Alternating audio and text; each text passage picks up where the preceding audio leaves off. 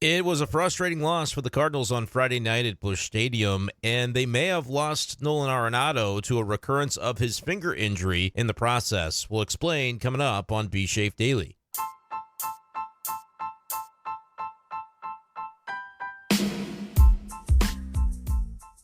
What's going on, everyone, and welcome in to this edition of B-Schaeff Daily. Brenden Schaeffer with you.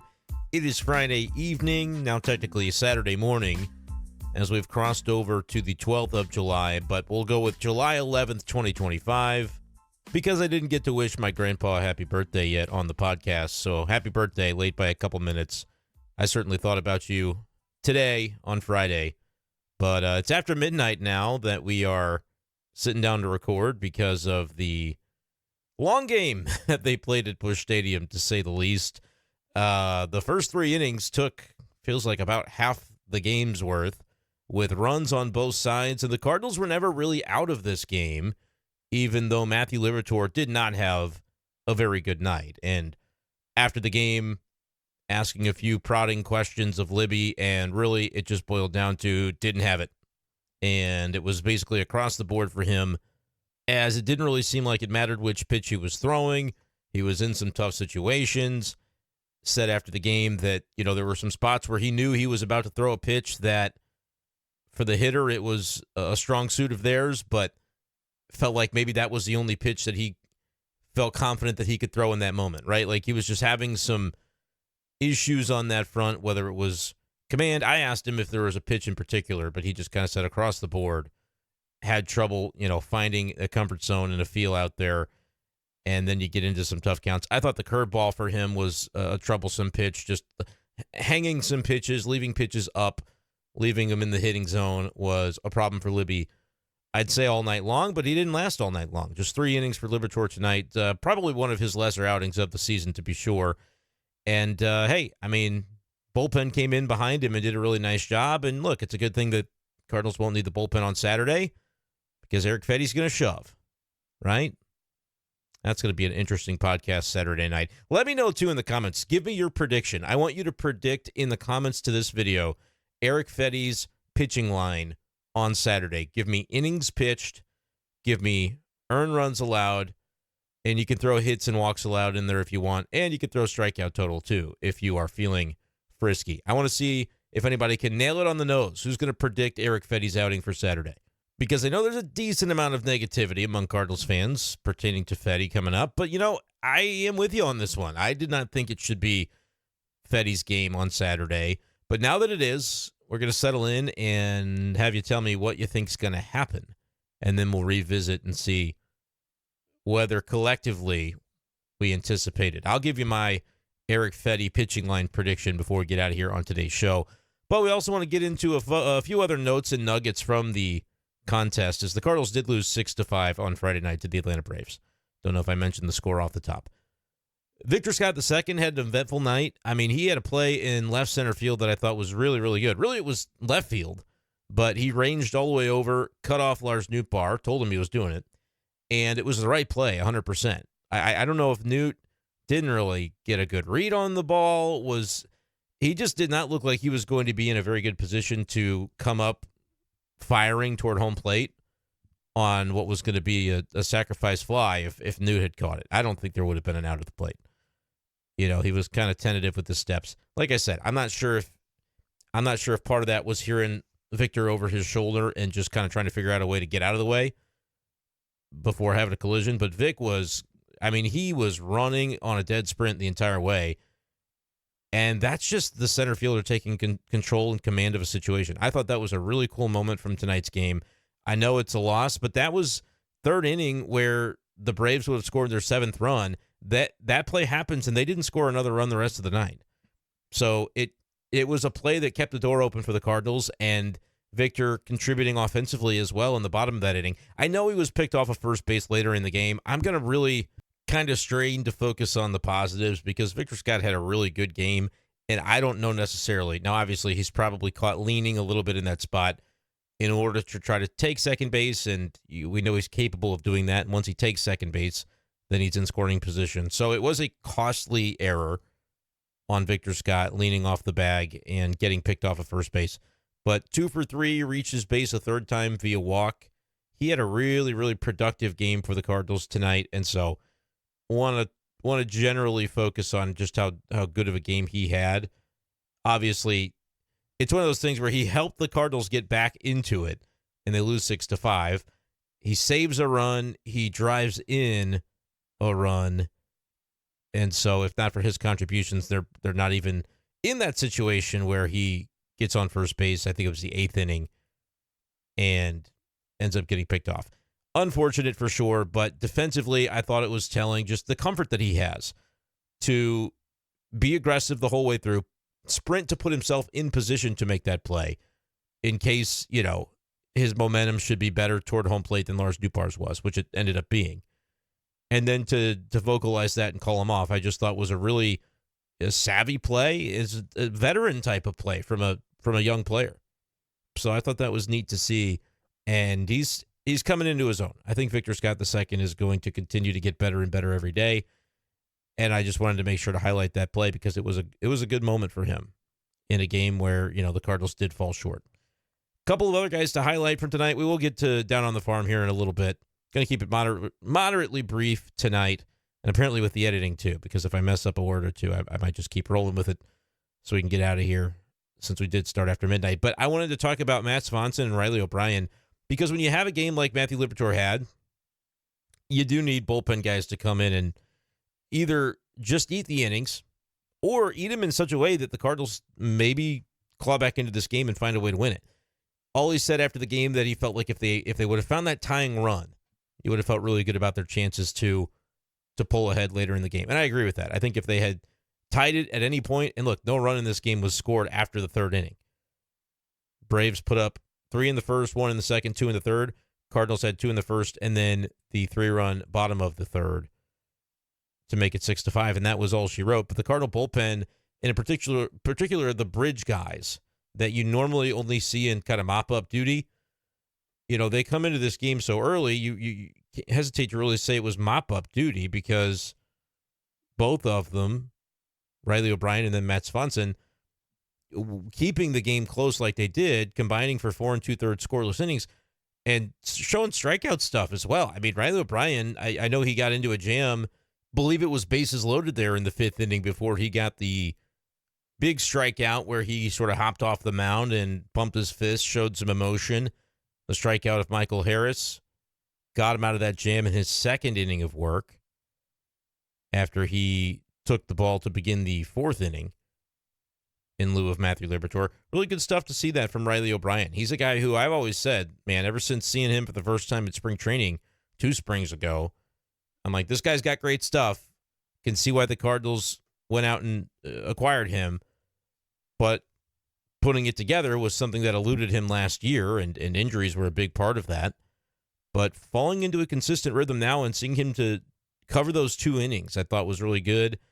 2.18 is the ERA for Riley, and so I would love nothing more than to see him kind of continue to carve out opportunities like this one, but then potentially, all right, what's a 7th inning look like in a tie game? You know what I mean? Like, he's got the stuff to be a back-end reliever, and we have no idea what the Cardinals are going to do at the deadline. I'd be surprised if they start trading away pieces like Ryan Helsley or Phil Maton, which, by the way, Phil Maton probably should have been named to the All-Star team tonight. Wasn't. Jacob Mizorowski, who has thrown 5 big league games, was named an All-Star on Friday night, unexpectedly, I should say. He's nasty, don't get me wrong. He said every time you turn around, it seems like he's throwing double-digit strikeouts or whatever. I think he had 12 Ks in his last start for the Brewers, and he certainly carved up the Cardinals. Remember, I think it was his debut when he faced the Cardinals, and I think he had 5 no-hit innings and then got, turned his ankle or something, if I'm remembering this right, and so he had to leave the game at that point. He's been nasty for sure, but it's kind of like, really? Phil Maton has been pitching the whole year for the Cardinals and has more innings as a reliever than Mizorowski has as a starter. But Mizorowski throws 102, and so he's going to get the All-Star nod. I saw some people talking about, Christopher Sanchez of Philly probably deserved the nod. He's got a 2.59 ERA, 100 and some odd strikeouts. Like, he's been pitching the whole year. Mizorowski's got a 2.81 ERA. But great numbers. I mean, great stuff. Sanchez apparently pitching Sunday, I guess. So if that's the case, they probably just didn't want to waste the press release. They probably should have, though. Name him, say, hey, Christopher Sanchez, officially an all-star, deserving of the recognition, but taking his place will be Mizrowski. Like, if you wanted to do it that way. I think Phil Maton probably got hosed a little bit there on that deal. I mean, he's got a 1.85 ERA. You just don't see setup men ever get that sort of classification, it seems like these days. So, anyway, that's kind of a tangent. But my point with talking about Riley O'Brien and Svanson, too, I mean, he had, what did he throw? 2 innings, 2 1/3 innings tonight. Had 3 strikeouts, scoreless, was, I mean, just pretty simple stuff. Now, and like, you can't even say, well, the Braves were just kind of mailing it in because they knew they already won. Excuse me, it was 2 2/3 innings. So he recorded 8 outs, no walks, no hits, 3 strikeouts. 3.12 is the ERA for him on the year. I mean, he's been very, very good. And that was a game that was in the balance. So, like I said, you can't just look at it and kind of poo-poo it on, well, sometimes you get into blowouts and guys just kind of start going through the motions. I don't think that's what this was at all in this case. So, impressed by what we've seen from him. And, yeah, they probably didn't want a 3-inning start from Liberatore today. All he seemed like he was anticipating a conversation with Dusty Blake about how many innings do we have for Saturday and Sunday, and do we have to talk about, telling the front office, here's how many innings we have and here's how many we need. And it's a little tricky because Sonny, I mean, could be another short start on Sunday. It was absolutely miserable. I was at the ballpark Friday night. Miserable.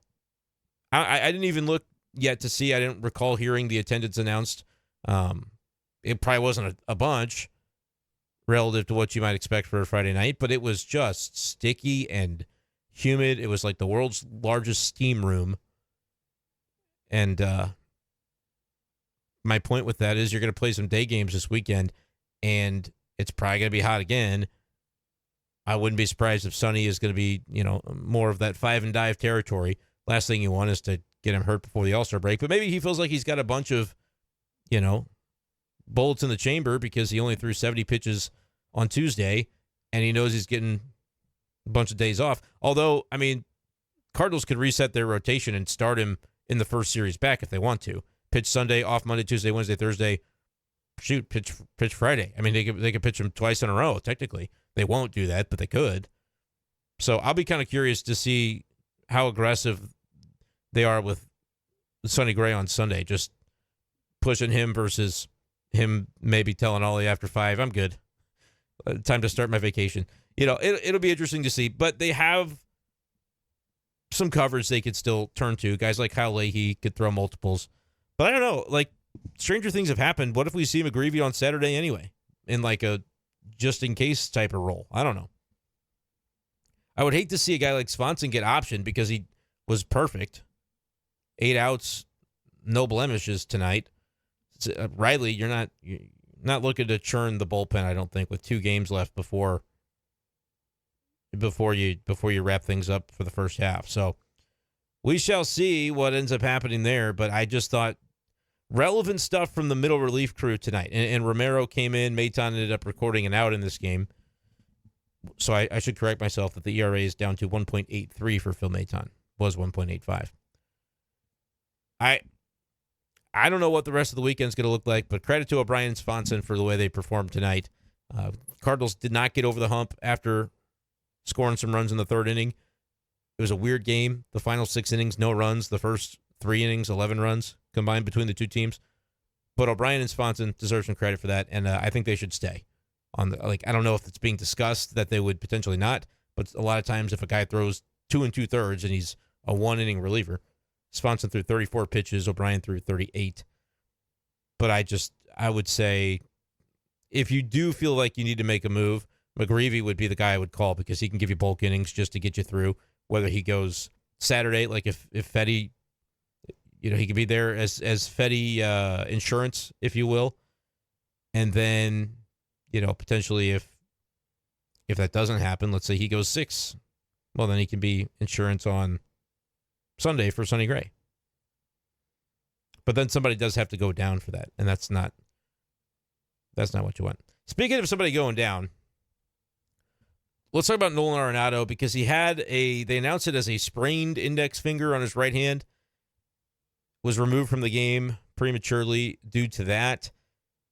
Disappointing because this is a recurrence of a previous injury for him where he was dealing with it in the back, all the way dating back to the Cleveland series, I believe it was.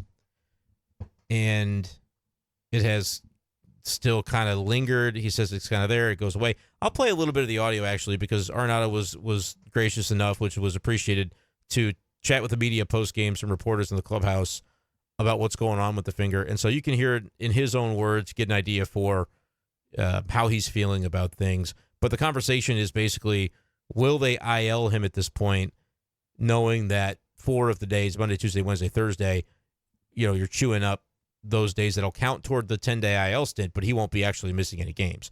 Unfortunately, there would be some games on the backside. He'd miss basically a series on the backside of it if they were to go the IL route. Because if they did it, it would be Saturday, Sunday, Monday, Tuesday, Wednesday, Thursday. That gives you 6, but there's still basically 4 days actually on the backside of that. So it's not ideal if they have to do it, but I'll let you hear from Arenado himself. They're not 100% convinced that's going to happen yet.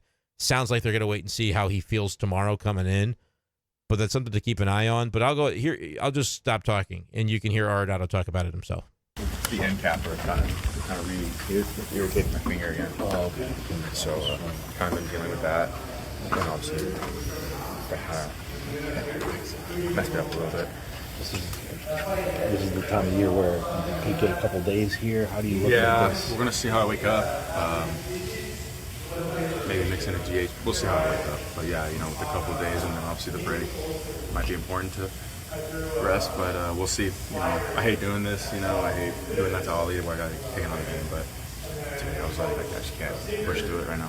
Do you feel like the break would be enough to kind of? I'm hoping. I've never really dealt with something like this before, where my finger hurts and it's kind of irritating everything else. Mm-hmm. So it's something that I usually haven't dealt with. So I'm trying to figure it out a little bit, but I'm hopeful. Maybe rest. Go from there. This has been something that you've been dealing with on and off since the Cleveland series. Yeah. It's been since then, and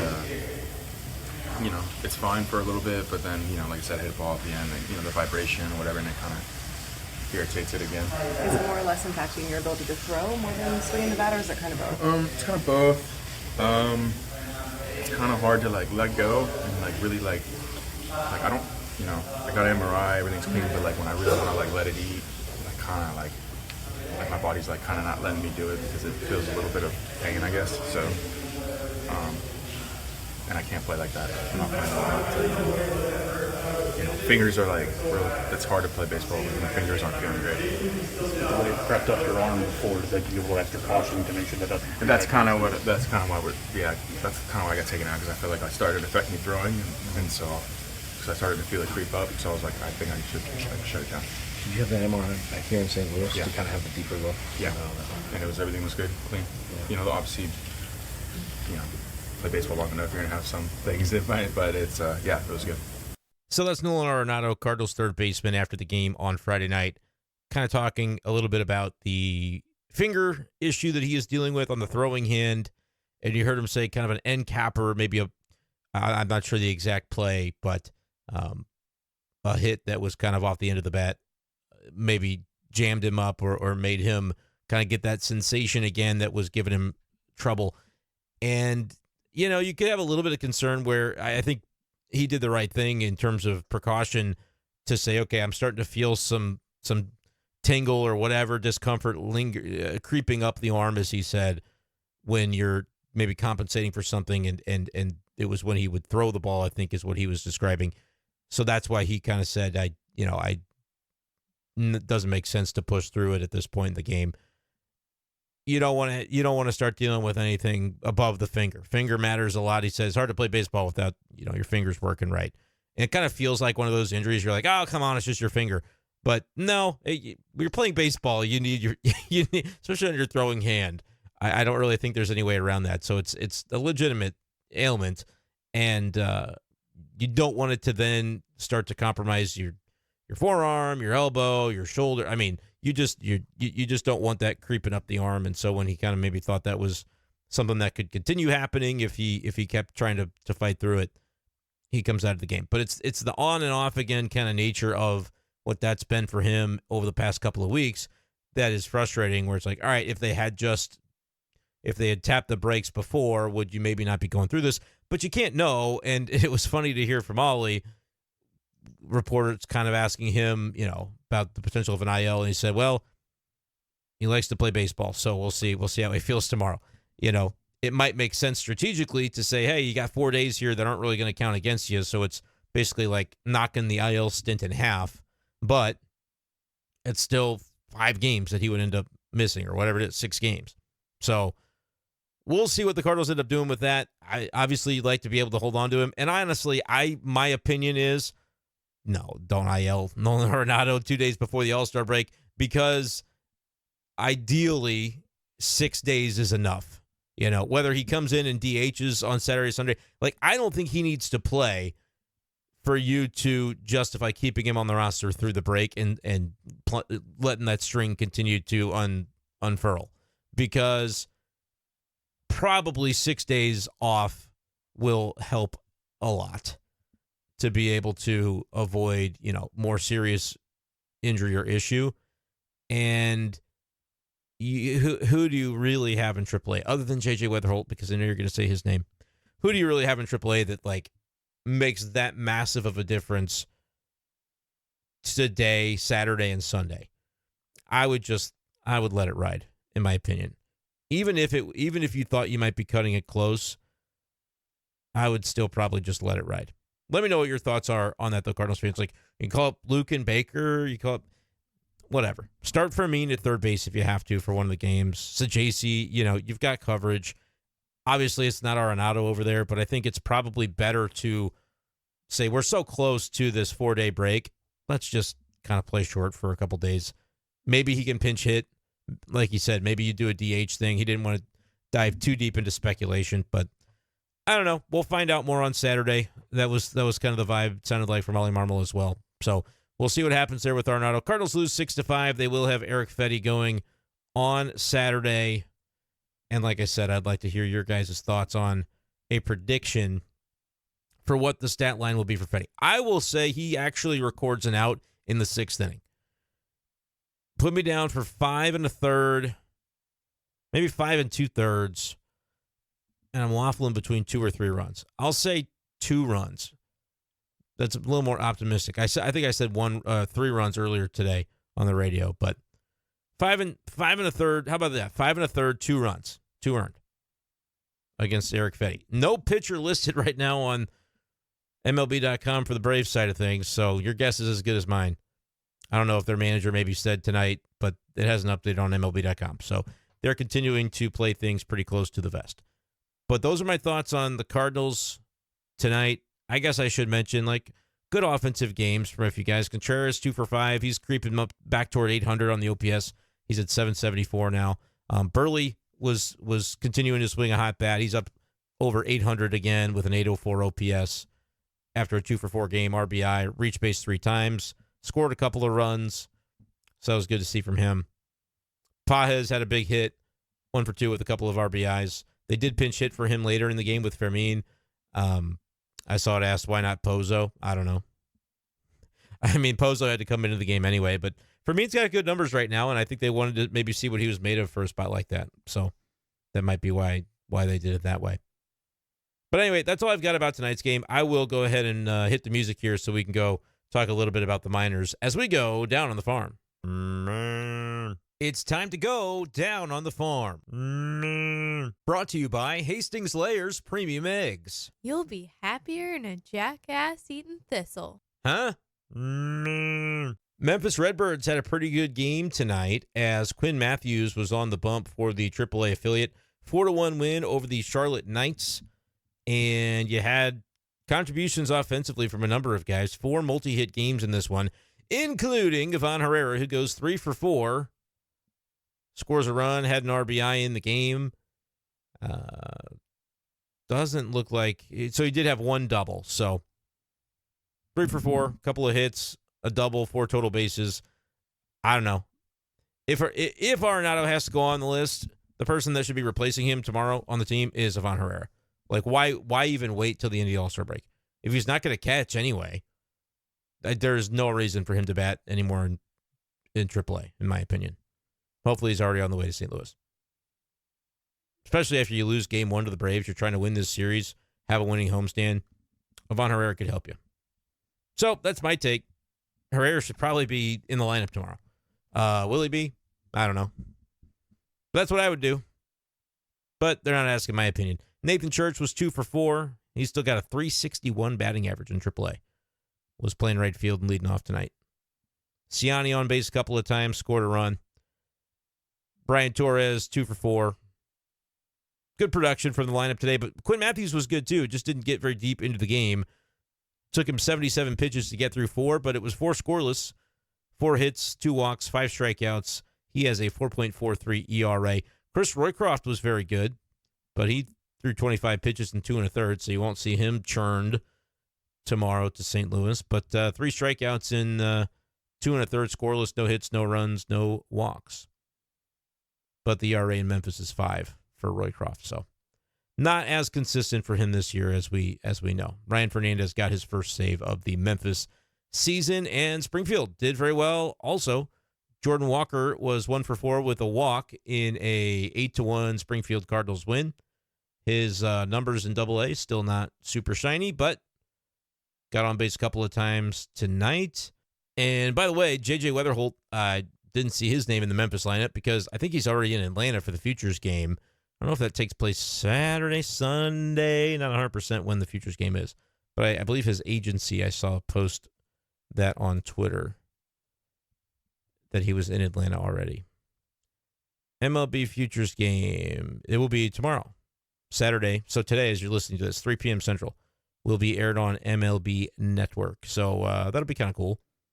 One of these years, I would love to go, and I am going to be down at the All-Star festivities Monday night and Tuesday. So, God willing, I'll figure out a way to do a podcast sometime down there, but it's going to be a very busy week with All-Star stuff and then SEC Media Days on Wednesday, Thursday. All happening in Atlanta at the same time. Serendipity. But it'll be very interesting to see how much stuff I'm able to actually see and cover, because I have to actually physically drive down there. It would be really cool to get to do like the whole All-Star week. Like, I wish I was going to be there for the draft. I'll be doing a podcast Sunday night after the Cardinals make their picks in the first 3 rounds. I think they have 4 picks on Sunday night, but it's kind of a bummer that I won't be there for that. And Saturday, like Futures game, would be kind of cool. So some year I would like to take, a little bit longer, maybe bring my family. But anyway, I'm just thinking out loud. Anyway, 8-1, Springfield wins it. Hansel Rincon was very good again. He's been pretty solid since coming up to AA. 6 innings, 1 run, 6 hits, no walks, 6 strikeouts, and a 3.73 ERA on the Springfield campaign for Rincon. So pretty good stuff in the minors. Unfortunately, in the major leagues, Cardinals did not win. But we'll see if Eric Fetty can defeat mystery guest on Saturday. Eventually, the Braves will tell us who's pitching. But that's going to do it for this edition of the show. Appreciate you guys, as always, for listening. And we'll talk to you next time on b-schaeff Daily. Peace.